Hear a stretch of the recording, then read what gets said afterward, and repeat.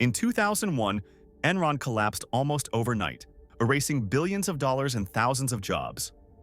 This is how it happened. In the late 1990s, Enron was one of the most admired companies in America. It was praised as innovative, visionary, and unstoppable. Its executives were celebrated as financial geniuses. Its stock was held by pension funds, retirement accounts, and everyday investors. And then, almost overnight, it collapsed. Not because of a recession, not because of bad luck, but because the entire company was built on deception. This is the true story of Enron and how one of the most powerful corporations in the world used accounting tricks, hidden debt, and unchecked ambition to create the illusion of success, until it all came crashing down. Enron began as a relatively modest natural gas pipeline company. In 1985, it was formed through the merger of two regional energy firms. At first, there was nothing particularly remarkable about it. That changed under the leadership of Kenneth Lay and later Jeffrey Skilling. Enron no longer wanted to be just an energy company. It wanted to become something far bigger. Skilling believed energy should be traded like financial instruments. Electricity, natural gas, even bandwidth would be bought and sold like stocks. Wall Street loved the idea. Enron rebranded itself as a cutting-edge energy trading powerhouse, and investors rushed in. The company's stock price soared. By the end of the 1990s, Enron was valued at tens of billions of dollars. To the public, Enron looked unstoppable. But behind the scenes, the numbers did not match the narrative. At the center of Enron's success was a controversial accounting method called mark-to-market accounting. Under traditional accounting, companies record revenue when money is actually earned. Enron did something very different. If Enron signed a long-term contract, sometimes lasting 20 years, it would estimate how much profit that contract might generate over its entire lifetime.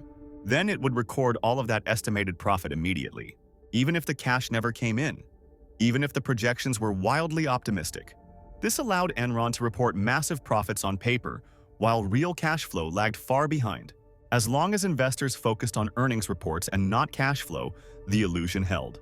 But the gap between reality and Enron's financial statements kept growing. To hide this growing problem, Enron turned to increasingly complex financial structures. The most infamous of these were off-balance sheet entities known as special purpose entities, or SPEs. These were essentially shell companies created to hold Enron's debt and failing assets. By moving losses into these entities, Enron kept billions of dollars of debt off its own balance sheet. To investors, Enron appeared financially strong. In reality, it was drowning in hidden liabilities. Many of these entities were secretly controlled by Enron insiders. The architect of this system was Enron's chief financial officer, Andrew Fastow. Fastow structured the SPEs in a way that technically complied with accounting rules, while completely violating their intent. He and others personally profited from these deals, earning millions of dollars as Enron's financial position quietly deteriorated. Enron's internal culture made this behavior almost inevitable.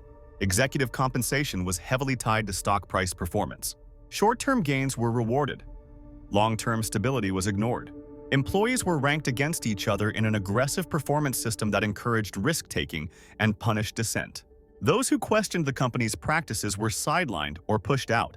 Meanwhile, Enron's auditors, Arthur Andersen, approved the company's accounting methods and failed to intervene. Analysts and investors, dazzled by Enron's reputation, accepted the numbers at face value. Regulators assumed the system was working as intended. No one wanted to believe the success was fake. By 2001, the cracks could no longer be hidden. Enron began reporting unexpected losses. Questions emerged about its financial disclosures.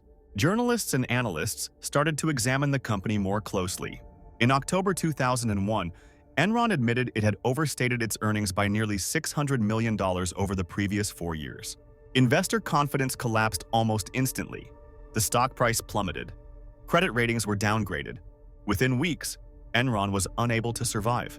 In December 2001, Enron filed for bankruptcy, the largest corporate bankruptcy in U.S. history at the time. The fallout was devastating. Thousands of employees lost their jobs. Many also lost their retirement savings, which had been heavily invested in Enron stock. Investors lost billions of dollars. Arthur Andersen, once one of the most respected accounting firms in the world, collapsed under the weight of its involvement. The scandal triggered widespread outrage and led directly to major regulatory reforms. In 2002, the Sarbanes-Oxley Act was passed. imposing stricter requirements on corporate governance, auditing, and financial reporting. Today, Enron stands as one of the clearest examples of what happens when transparency is replaced by complexity, and accountability is sacrificed for short-term profit. It is a reminder that innovation without ethics is dangerous, and that markets built on trust can collapse when deception is allowed to thrive. Enron did not fail because it took risks. It failed because it hid the truth. And by the time that truth came out, it was already too late.